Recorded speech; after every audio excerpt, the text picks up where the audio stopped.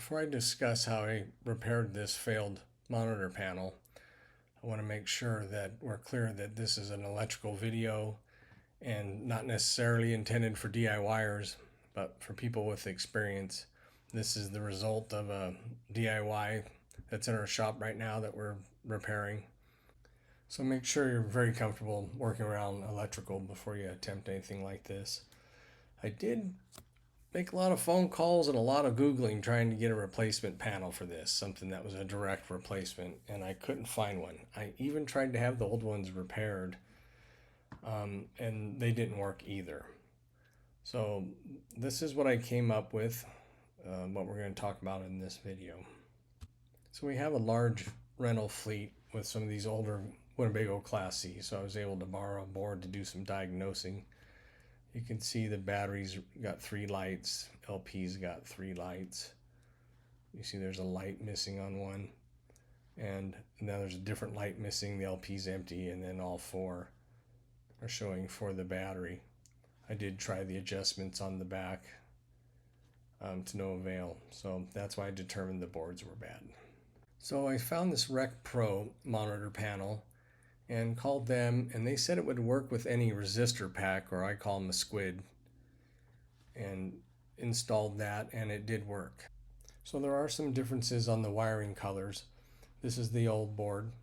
You can see black is going to be your positive in, and brown goes to the black tank. The white on the right side is your negative in to power the board, but the white on the left side is your level test button. That's not going to be used. The red wire on the left side is for the pump LED, and we're going to do something different with that. And then your gray wire goes to your gray tank. The white with the blue stripe is your water heater pilot, so that's the indicator that tells you that the water heater failed to light. The LED is on that board, so we're going to do something different with that one also. And then the red wire here in the middle is for the fresh tank. And the white wire with the green stripe is for our propane level. Now on the new board, we only have one red wire, and that's going to be our positive in. And then the brown wire is for the black tank, like the other one. So the white wire is going to be our negative in, and the blue wire is for our fresh tank.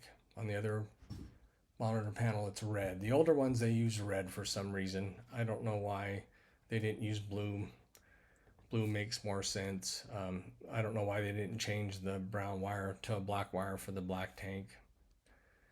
Do things that make sense. The gray wire goes to the gray tank, so that's the same. And the orange is for our propane level.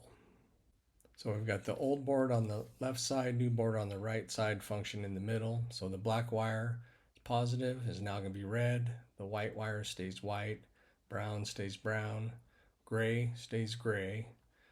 The red is going to be blue. That's your fresh tank. And then the white with the green is the LP level, which is going to orange. So the white wire with the blue stripe, that's actually coming from the circuit board on the water heater, and that's going to tell us when it fails to light. And I'm tying that into the red wire of an LED that I've added. So it's a red LED I added to here where it says pilot out, because the other one was connected to the board, which the board no longer exists. So that's where the white wire with the blue stripe goes to the positive side of that LED. And for the water pump indicator, I tied into this center post here. So this is when you turn the switch on, that's sending power out to the water pump. So I've just tied into that wire there, and then that's going to send power out to the LED that I mounted to the front of the panel. There are 12 volt LEDs already, so you don't have to add a resistor for the ones I used. So there's another harness that goes to the generator, start and stop button, and the clock, so you don't have to do anything with those. So this is the first one I did. Here I've got the propane off so we can see the pilot out indicator light working.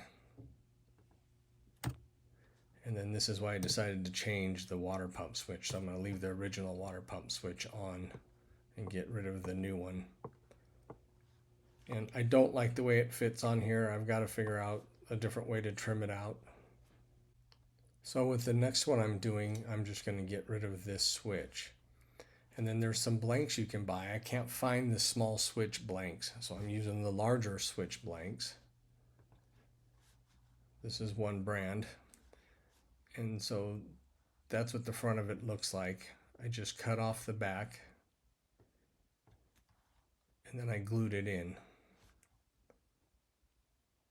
And this is what it looks like now. So I like that look of it better.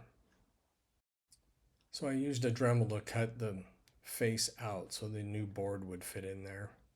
So it looks like that. I need to find a better way to trim it out. That really bugs me, the bottom sticking out like that. But that's another reason why I got rid of the switch, is there was less cutting. And it looks better with just the original switch and the LED indicator original. So if you ever use a jumper to test your monitor panel and you're jumping the probes on the side of the tank, you may notice that the fresh tank doesn't read full. That's because you need to put a 43K resistor in line with the jumper like this one I've made here. I've done it many times in the past and it works. So I just soldered and heat shrinked a resistor. In between there you can see there it's 43K. So that's how I'm making that repair right now. If you've got a better way, let me know. And if not, I hope that works for you. Thanks for watching, and we'll see you next time.